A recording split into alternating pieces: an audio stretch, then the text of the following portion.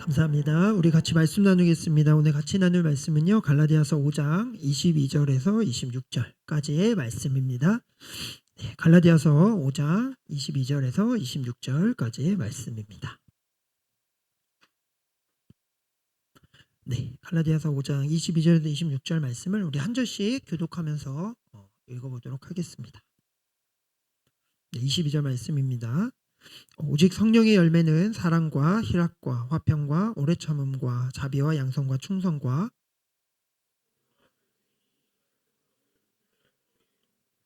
그리스도 예수의 사람들은 육체와 함께 그 정욕과 탐심을 십자가에 못 박았느니라.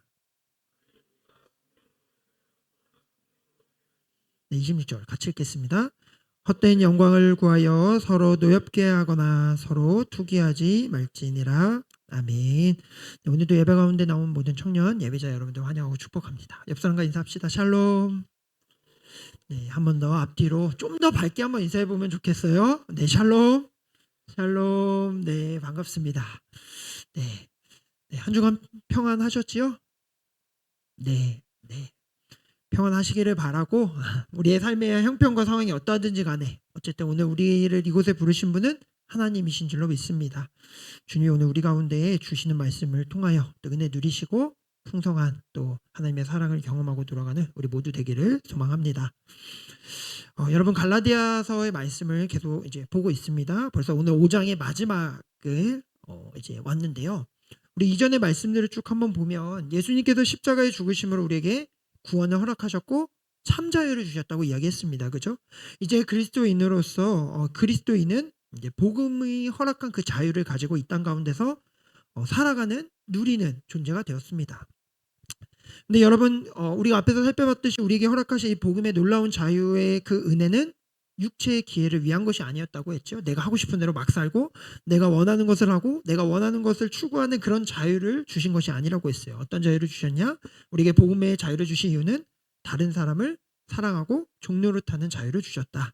이것이 자유를 주신 목적이고 이 자유를 따라 살아갈 때 우리는 창조의 목적대로 진짜 행복을 누릴 수 있다라고 이야기했습니다.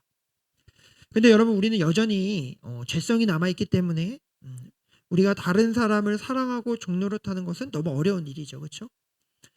여전히 우리는 나를 사랑하기를 원하고 왕노릇하기를 원하지 종노릇하기를 원하지 않는 자들이기 때문에 우리는 그 일이 너무 어렵습니다. 그래서 우리 지난주에 그래서 우리 안에 누가 싸우신다고 했었나요? 성령 하나님이 그래서 우리 가운데 내주하셔서 우리 가운데 육체와 싸우신다고 이야기했습니다. 예수 그리스도를 구원자로 모신 모든 그리스도인들의 그 심령 가운데 성령님이 영원토록 내주하셔서 하나님 말씀을 깨닫게 하시고 계속해서 육체와 정욕과 싸우신다고 이야기했습니다. 근데 이 싸움의 가장 중요한 포인트는 이미 다 이긴 싸움이라고 했죠. 예수님이 이미 다 이기신 그 싸움을 승리의 싸움을 우리 안에서 성령님께서 승리로 우리를 이끌어가고 계신다. 그래서 우리가 싸워야 할 것은 육체와 싸우는 것이 아니라 실은 성령님을 따라가는 싸움, 성령님 안에 거하는 싸움을 우리는 하는 것이다. 이렇게 이야기했습니다. 그래서 지난 시간에 바울이 육체를 따라 사는 사람들의 특징은 이런 것이다. 이렇게 해서 쭉쭉쭉 설명했었죠. 그죠? 육체를 따라 사는 사람들은 쾌락과 만족을 따라 음란하게 성적으로 타락하고 자기 중심적인 삶을 살아가게 되고 모든 관계가 깨지는 모습으로 살아간다. 여기까지가 우리 지난 시간의 말씀이었습니다. 그리고 오늘 바울은요 이제 마지막으로요. 그렇다면 성령님이 내주하셔서 성령님이 싸우시는 그런 삶을 살아가는 인생은 어떤 인생인가? 성령을 따라가는 삶은 이제 완전히 다른 삶이다라고 오늘 이야기하고 있어요. 바울은 성령을 따라가는 인생에 어떤 일이 일어나는지를 오늘 명확하게 설명하는데요. 22절, 23절 말씀 우리 같이 한번 읽어보도록 하겠습니다. 같이 읽을게요. 시작.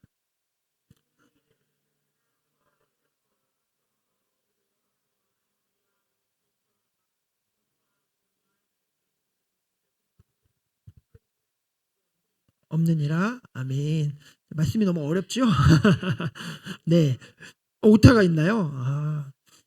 네, 그럼요. 또 우리 말씀 준비하는 청년도 쉽지 않습니다, 여러분. 격려해 주시고, 네, 성경책을 가지고 다니세요, 여러분. 어플을 보시고, 네, 오늘 바울이요 성령의 인도함을 받는 사람들의 분명한 특징을 말하는데 뭐냐면 그 삶에 성령의 열매가 맺힌다라는 것이에요.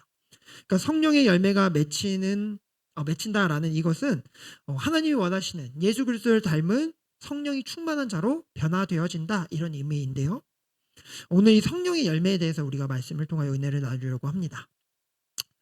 여러분 먼저 우리가 살펴봐야 될 표현이 있는데요. 우리가 앞부분에 육체의 소욕을 따르는 것을 뭐라고 표현했냐면 육체의 일이다라고 이렇게 이야기했어요. 그래서 육체의 소욕을 따라 행하는 모든 것들은 육체의 일이다라고 표현했다면 오늘 반대로 성령을 따라 행하는 것을 성령의 일이다라고 표현하는 것이 아니라 성령의 열매다 이렇게 이야기합니다. 그러니까 육체로 하는 것들은 일이라고 표현하고 성령을 따라 살아가는 것은 성령의 열매가 맺히는 것이다라고 이렇게 표현해요. 분명한 차이가 있기 때문에 이렇게 표현하는 것인데요. 여러분 일은 무엇입니까? 일은 뭐예요? 우리가 주중에 다 일하잖아요. 그죠? 먹고 자고 일하죠? 다 일해요. 여러분 일은 뭡니까? 수고하고 노력하는 것을 일이라고 이야기하죠. 내가 열심히 땀을 흘리는 것이 일입니다. 내가 뭔가를 최선을 다해서 노력과 수고가 동반되는 모든 것들을 우리는 일이라고 이렇게 이야기해요. 그런데 여러분 반대로 열매는요. 노력과 수고로 얻어질 수 있는 결과물이 아닙니다.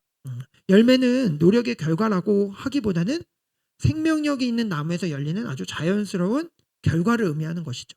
열매를 맺기 위해 노력은 하겠지만 열매가 궁극적으로 맺히는 이유는 생명력이 있기 때문에 열매가 맺히는 것이죠.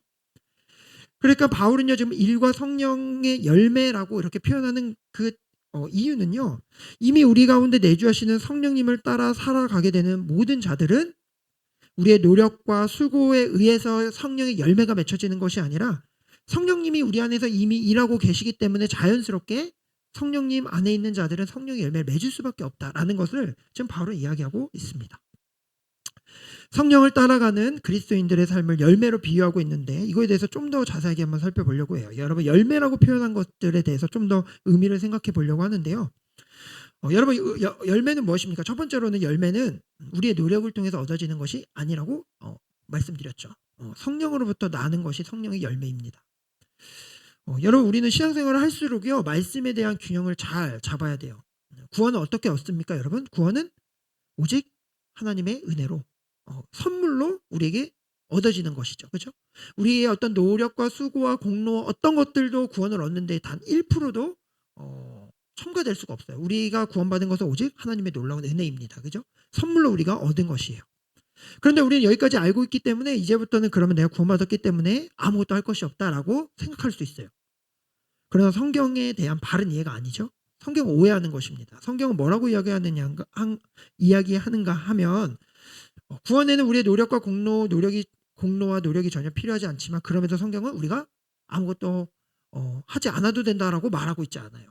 오히려 성령이 내주하는 인생은 구원을 위해서 무엇인가를 하는 것이 아니라 이미 구원을 받은 그 감격 속에서 결단하고 노력하며 살아가야 한다라고 이야기해요. 그러니까 구원받기 위해서 뭔가를 하는 것이 아니고 이미 구원받은 자로서 성령님이 내 안에서 역사하고 일하고 계시기에 자연스럽게 성령님을 따라가는 삶을 살아가게 된다.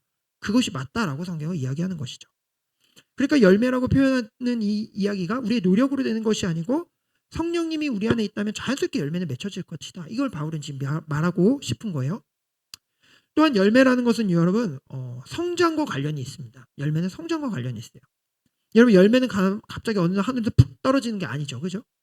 열매라는 것은 뭐예요? 자라고 성장하는 것이죠. 그래서 결국 열매가 맺혀지는 것이죠. 식물을 여러분 보면요. 식물의 성장이 정말 미세하게 잘 보이지는 않지만 모든 나무와 모든 열매가 맺혀지는 그 시작엔 어떠한 싹이 나는 것부터 시작해서 성장이 있어요. 그래서 결국 열매가 맺혀지죠. 점진적으로 자라게 되어 있습니다. 열매는. 여러분 마찬가지로 성령님이 내주하시는 그리스도인은 계속해서 그 안에서 성령의 열매가 맺혀지고 자라게 되어 있다라는 거예요. 어느 날 열매가 딱 내 안에 팍 생기는 게 아니고요. 성령님이 내 안에 거주하고 내주하시는 그 구원의 은혜를 누린 자는 계속해서 자라는 거예요. 우리 안에서 성령의 열매가 자라고 성장하게 되어 있습니다. 이것이 열매의 의미예요. 그리고 마지막으로 여러분 성령의 열매의 생명력은 어디에 있는가 하면 뿌리에 있다라는 것이에요. 뿌리에 있다. 여러분 과일이 있어요. 어떤 과일 좋아하세요? 예를 들면 여러분 복숭아가 있어요. 복숭아 나무가 있다고 가정해 볼게요. 여러분 복숭아 나무의 생명은 복숭아가 아니죠. 복숭아 열매가 맺히는 것은 그 복숭아 나무가 살아있다는 생명력을 보여주는 것이기 때문에 그 생명력은 나무의 뿌리에 있죠. 그죠? 이 복숭아 나무가 뿌리가 잘 내려져 있고 생명력이 있다면 열매는 맺혀져 있게 되어 있죠. 앞에서 설명한 것과 동일합니다. 생명의 근원은 여러분 뿌리에 있어요. 뿌리. 뿌리로부터 얻은 생명력이 열매를 낳는 것이지 열매 자체가 생명력을 가지는 건 아니라는 것이죠. 그러니까 여러분 성령의 열매 역시도 열매 자체가 능력이고 힘이고 그것이 생명력이 있는 것이 아니고 생명력은 성령님께 있는 것이고 그 성령님으로부터 얻는 생명으로 그 징표로 나타나는 것이 성령의 열매다 라는 것입니다. 여러분 성령의 열매에 대해서 조금 어려울 수 있지만 결국 바울이 말하고 싶은 건 이거예요. 성령을 따라 행하는 그리스도인의 삶에 육체의 일이 아니라 이제는 놀라운 변화가 열매를 통해서 드러나게 될 것인데 이 열매라는 것은 내가 열심히 수고하고 노력하고 최선을 다하고 결단하고 의지로 되는 것이 아니고 성령님이 계시기에 내 안에 성령님이 계신다면 성령님이 자연스럽게 맺게 하시는 우리의 놀라운 열매다. 그리고 이 열매는 점차 자라고 성장하게 되어 있고 이 열매의 뿌리는 성령님으로부터 오는 것이다. 그래서 이 성령의 열매가 성령님과 동행하는 가장 큰 증거다. 이렇게 바울은 지금 이야기하고 있습니다. 그래서 여러분 성령이 내주하시는 사람 안에서 열매 맺게 되는 성령의 열매는요 단순히 성격이 바뀌고 뭔가 기질이 바뀌고 뭐 급했던 사람이 여유롭게 되고 난폭했던 사람이 온유해지고 이 정도 은사가 생기고 이 정도가 아님을 우리는 기억해야 합니다. 여러분 성령의 열매가 맺혀지는 그런 삶은 어떤 것인가 하면 하나님의 형상으로 완전히 재창조되는 거예요. 성령 안에서 완전히 새롭게 태어나는 것을 의미합니다. 삶의 넉넉함과 풍요로움을 실제로 누리고 경험하는 인생으로 이제는 예수 그리스도를 닮은 사람으로 너무나 아름다운 전인격적으로 완전히 예수님의 형상으로 변화되는 과정을 맺는 것, 이것이 성령의 열매라고 말하고 있는 것이죠. 그러니까 하나님이 맨 처음에 우리를 창조하신 그 목적대로 그 형상대로 아름답고 탐스럽게 변화되는 놀라운 일, 이것이 성령의 열매를 맺는 일이다. 그래서 여러분 이것은 오직 성도만이 누릴 수 있는 특권이죠. 성도만이 얻을 수 있는 놀라운 열매인 것입니다. 그래서 오늘 바울은요 이 성령의 열매를 구체적으로 이야기해주고 있어요. 성령님이 내주하시는 인생은 어떤 사람인가, 이러한 열매들을 맺게 되어 있다. 아주 구체적으로 이야기하는데요. 우리가 또 착각하는 것을 교정하고 먼저 이것을 살펴봐야 하는데 성령의 열매가 총 9가지가 나와요, 여러분. 그래서 우리는 약간 착각합니다. 성령의 열매는 9개가 있구나. 다 따로따로. 나는 뭐 무슨 열매는 있고 무슨 열매는 없고 어떤 열매는 큰데 어떤 열매는 아예 자라지도 않은 것 같고 우리는 이렇게 착각할 수 있어요. 그러나 여러분 성경은 이 성령의 열매를 이렇게 복수로 표현하고 있지 않아요. 단수로 표현합니다. 성령의 9가지 열매지만 이것은 하나라고 생각하고 있어요. 성경의 말씀은. 무슨 이야기예요? 이 모든 열매가 다 맺혀지게 되어 있다. 다 드러나게 되어 있다라는 것이죠. 어느 것은 없고 어느 것은 있고가 아니고 통일성 있게 이 모든 열매가 하나님의 사람 안에서는 열매 맺어지게 되어 있고 더욱 강화되고 성장되어지게 되어 있다라고 성경은 분명하게 이야기합니다. 그래서 여러분 성령의 사람에게 맺혀지는 성령의 열매가 뭔지 하나씩 짝짝짝 보면 제일 먼저 뭐가 나와요? 사랑이 나오죠. 그죠? 사랑이 나옵니다. 여러분 우리 안에 성령이 내주하다면 그 사람에게 드러나는 가장 큰 특징이 있다면 사랑이 드러나게 되어 있어요. 여러분 세상에는요 수많은 종류의 사랑이 있죠. 그죠? 연인과의 사랑, 뭐 부모님과의 사랑, 친구와의 사랑, 모든 여러 아름다운 모습의 사랑들이 이 세상에 있습니다. 근데 여러분 이 세상의 모든 사랑에는 한계가 있어요. 한계가 있어요. 어쩔 수 없어요. 인간의 중심된 죄성으로 하는 모든 사랑에는요 한계가 있습니다. 자기 중심적일 수밖에 없고 여기에는 어떠한 한계와 어려움들이 있습니다. 때로는 이기적인 애정에 끌려서 잘해주는 사랑이 있고 때로는 나의 만족을 위해서 하는 사랑도 있을 수 있죠. 그래서 이 세상의 사랑은 모두 한계가 있어요. 그러나 진짜 사랑은요 하나님과의 교제, 하나님을 진짜 만날 때만 우리는 진짜 사랑이 뭔지를 알게 되는 것이죠. 어떤 것도 의존하지 않고 어떤 모습이든지 간에 어떤 조건과 상관없이 그저 하나님의 그 놀라운 성품과 은혜 가운데서 아낌없이 그분이 주시는 사랑을 경험할 때 우린 진짜 사랑을 알게 되는 것이죠. 이 사랑 안에서 다른 사랑으로 확장되어 가는 것이 진짜 사랑이죠. 그래서 여러분 하나님과의 진짜의 사랑을 성령의 열매로 맺어지는 거예요. 진짜 하나님을 경험한 자만이, 사랑을 경험한 자만이 사랑을 알게 되겠죠. 그리고 이 사랑을 알게 되면 그 다음에 열매 뭐예요? 희락이 생겨나죠. 기쁨이 생겨납니다. 세상이 주는 기쁨과 완전 차원이 다른 기쁨을 누리는 거예요. 세상에서는 뭔가 얻었을 때, 성공했을 때, 뭐 인정받았을 때, 누군가 사랑을 나눌 때 우린 기쁨을 경험하겠죠. 근데 여러분, 이 기쁨은 제한적이고 일시적인 기쁨이에요. 영원하지 않습니다. 네.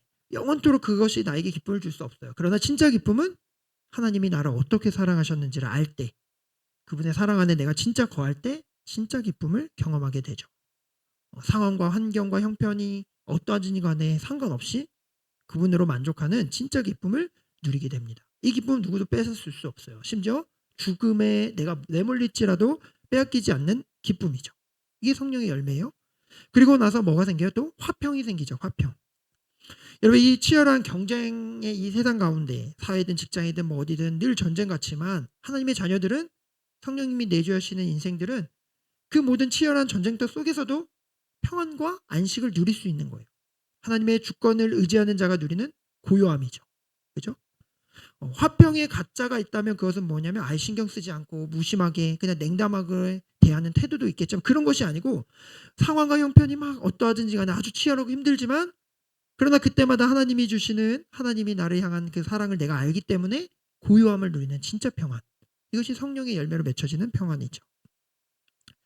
그래서 이 성령의 열매의 사랑이랑 화평, 이것들은 하나님과의 관계에서 누리는 특별한 선물이에요.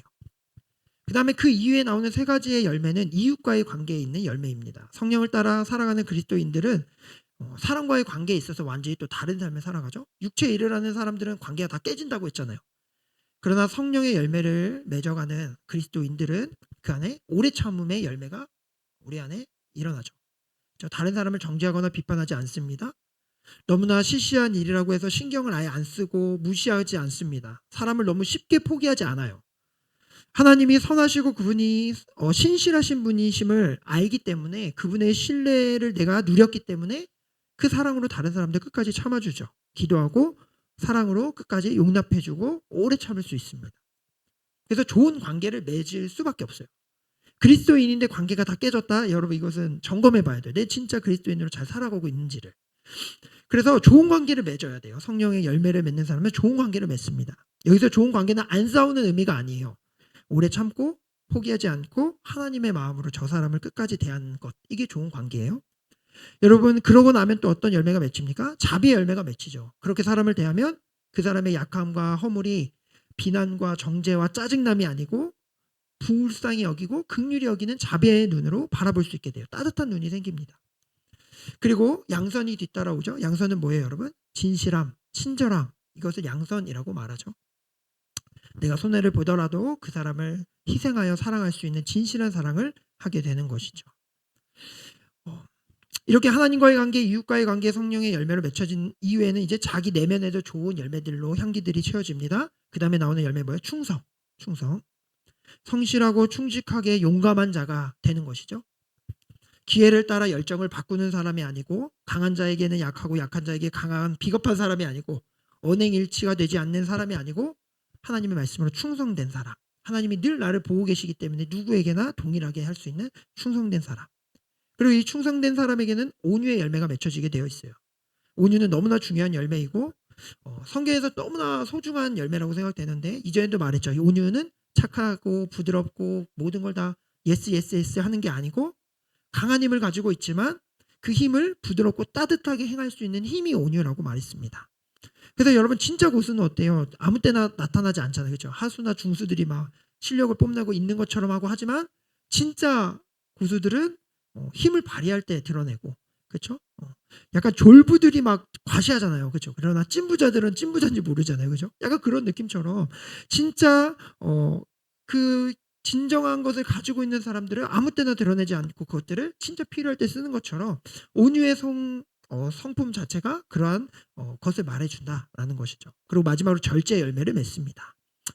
좌로 우로 치우치지 않는 균형 감각을 가지고 무절제하게 충동적으로 막 하지 않고, 단순히 욕구를 참아내는 것이 아니고 성령을 따라서 지나치게도 또 모자르게도 하지 않는, 자신을 잘 절제하는 모습으로 열매를 맺게 된다. 그래서 결국 여러분, 정리하면 성령을 따라 살면 이 모든 열매들을 다 맺게 된다라는 거야. 이 9가지의 열매, 하나님과의 관계 속에서, 이웃과의 관계 속에서, 내 내면 속에서 이 모든 9가지의 열매들이 다 맺혀지게 된다. 그래서 바울은 마지막에 이 열매야말로 하나님의 율법을 지킬 수 있는 최상의 것이라고 말하고 있잖아요. 할례를 행하거나 음식을 구별하거나 유대인이 되거나 종교적인 어떤 의식을 하거나 어떤 이런 것들을 통해서 하나님을 기쁘시게 할 수 없고 성령을 따라 살아감으로 하나님 안에서 이 성령의 열매를 맺는 삶을 살아가는 것이 진짜 하나님의 법을 완성하는 것이고 하나님이 원하시는 모습이다. 이렇게 바울은 결론 내리고 있습니다. 여기까지가 오늘 말씀의 이야기입니다. 여러분, 조금 길고 장엄하고 지루할 수 있지만 이제 끝났어요. 집중하세요. 마지막입니다. 그래도 이제 여러분 이게 결론이에요. 성령의 열매가 이렇다. 성령을 따라가는 사람은 이런 열매를 맺혀지게 되었다. 그러면 여러분 이런 성령의 열매를 맺으려면 우리는 어떻게 해야겠습니까? 오늘 말씀 24절 25절에 이렇게 이야기해요. 우리 같이 한번 읽어볼게요. 24절 25절 같이 읽겠습니다. 시작.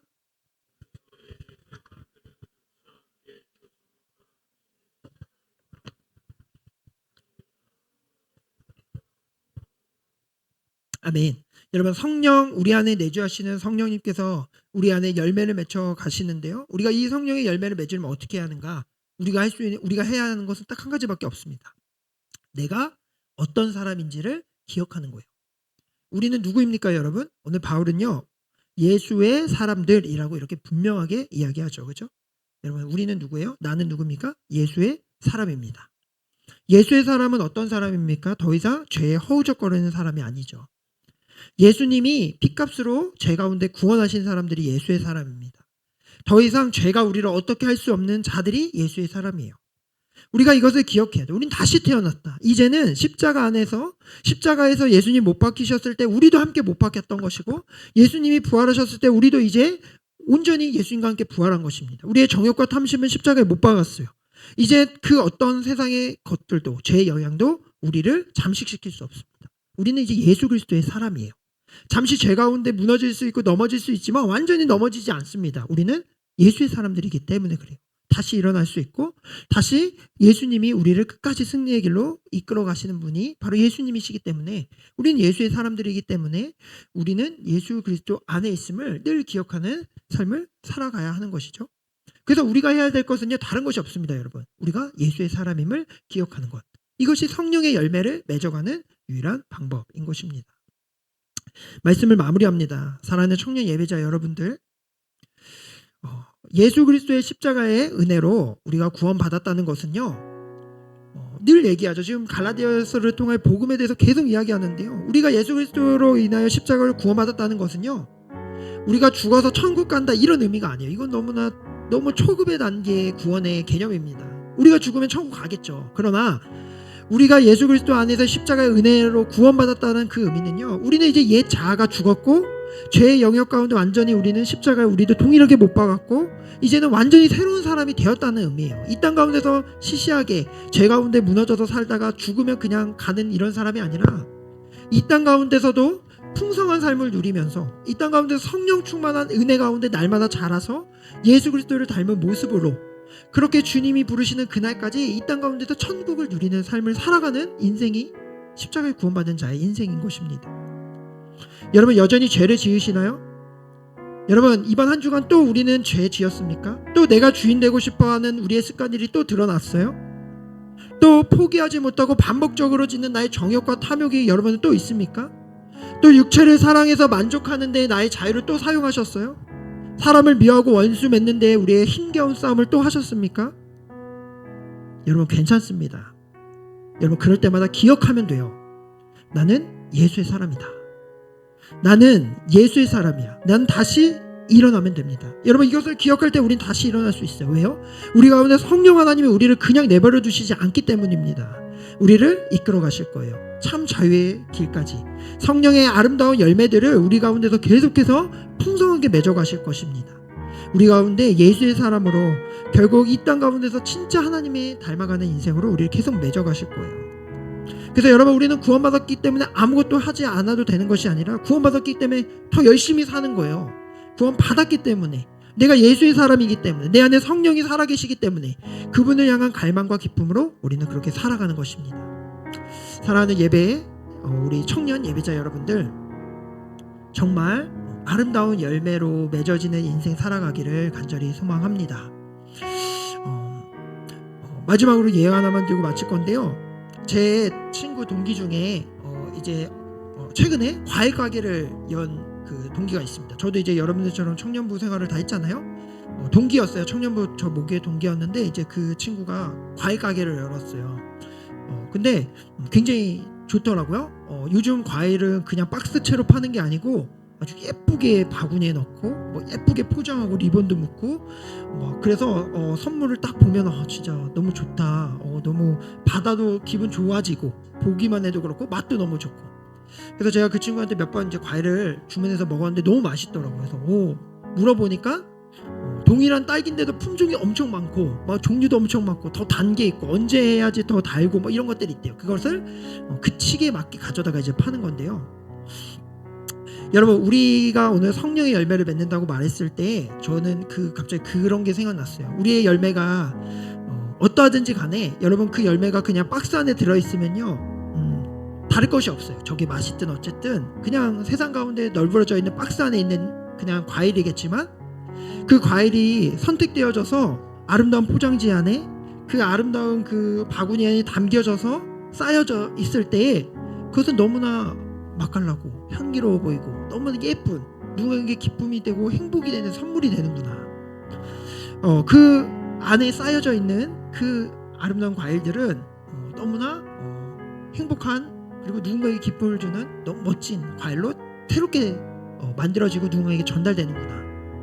여러분, 우리의 인생이 그런 열매 됐으면 참 좋겠다라는 생각을 했습니다. 세상 가운데 쾌쾌한 냄새 썩은 세상에 굴러다니는 그런 인생이 아니라 여러분, 우리는 이제 예수 그리스도의 포장지 안에 성령님의 그 박스 안에 담겨진 우리 열매가 되었어요. 이제 우리를 통하여 우린 예수 그리스도의 향기가 나는 삶, 진짜 맛깔나는 삶, 세상도 흠모하는 참 매력적인 삶으로 우리는 살아가야 됩니다. 어떻게 해요? 우리가 할 수 있는 건 없어요. 우리가 할 것은 난 예수의 사람이다, 내 안에 성령님이 계심을 확신하며 성령님과 따라 걸어가기만 하면 됩니다. 제 가운데 또 넘어지셨어요? 다시 일어나면 돼요. 다시 성령님을 의지하면 됩니다. 성령으로 사랑과 희락과 화평과 오래 참음과 자비와 양성과 충성과 온유의 절제의 열매를 맺어갈 때 여러분들의 인생은 너무나 향기나고 또 맛깔나는 아주 매력적인 인생이 될 것입니다. 무엇을 잘하지 못하도 성공하지 않았더라도 비록 지금 내가 아주 초라한 자리에 머물러 있는 것 같을지라도 성령님이 여러분 가운데 계시다면 누구보다 매력적인 삶이라고 저는 확신합니다. 그리고 여러분들을 주님이 아름답게 포장하셔서 아름답게 사용하실 거예요. 여러분, 이렇게 성령님 따라 살아가는 우리의 인생 되기를 간절히 소망합니다. 우리 이 시간 이 말씀을 기억하면서 이 찬양으로 우리 같이 고백하면서 오늘 말씀으로 결단했으면 좋겠는데요. 우리의 삶 가운데 성령님이 오셨습니다. 그리고 그 성령님이 우리 삶을 아름답게 열매 맺어가고 계십니다. 성령님 의지하는 우리의 인생 되기를 소망합니다. 우리 같이 찬양하며 나아갑시다.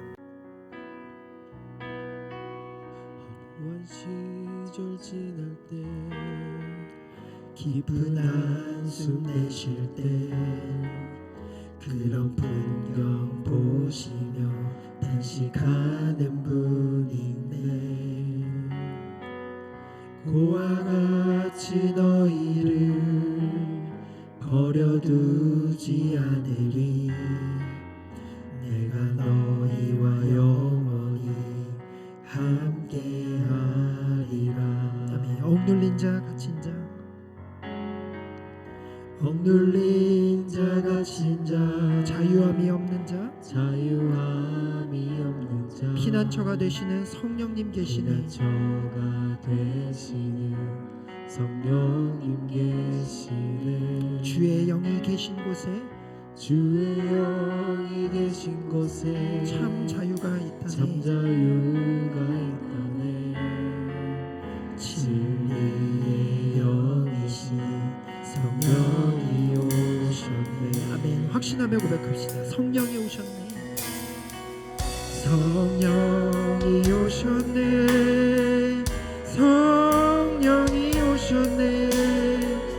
내 주에 보내신 성령이 오셨네. 우리 인생 가운데 친히 찾아오셔서 그 나라 꿈꾸게 하시네. 한 번 더 고백합시다. 억눌린 자 갇힌 자, 억눌린 자 갇힌 자, 자유함이 없는 자, 자유함이 없는 피난처가 되시는 성령님이 계십니다. 피난처가 되시는 성령님 계시네 주의 영이 계신 곳에 주의 영이 계신 곳에 참 자유가 참 있습니다. 자유가 있다네 진리의 영이신 성령이 오셨네. 진리의 영이신 성령이 오셨네 우리 가운데 성령이 오셨네. 성령이 오셨네. 성령이 오셨네. 내 주에 보내신 성령이 오셨네. 우리 인생 가운데 친히 찾아오셔서 그 나라 꿈꾸게 한 성령이 오셨네. 성령이 오셨네.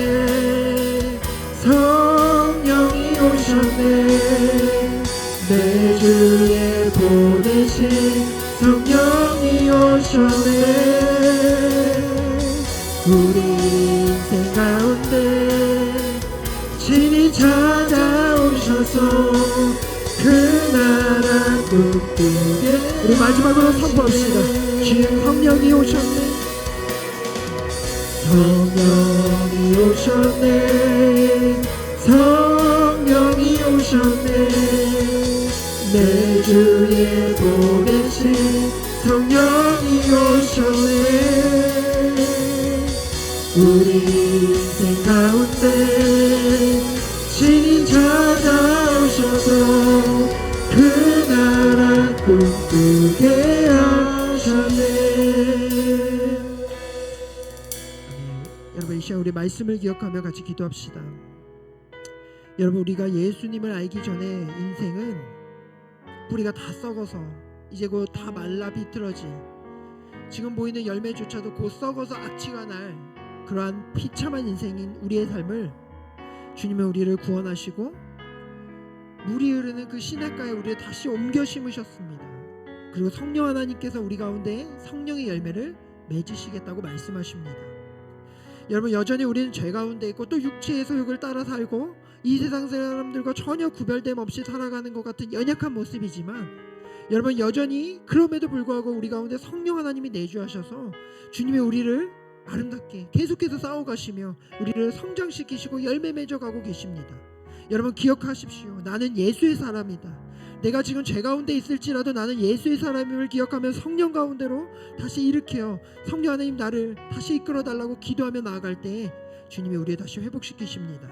그리고 우리를 결국에는 성령의 아름다운 열매들을 맺어가실 것입니다.